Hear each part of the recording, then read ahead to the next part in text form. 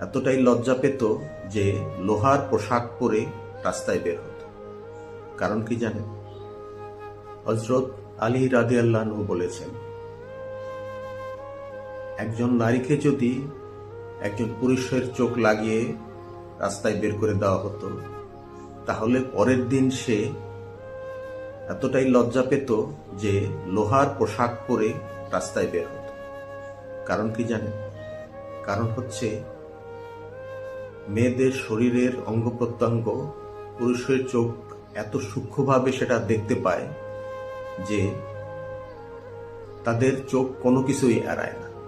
সুতরাং মেয়েদের পোশাক আশাক এরকম হওয়া উচিত যাতে এসব কিছু পুরুষের চোখের নজরের বাইরে থাকে।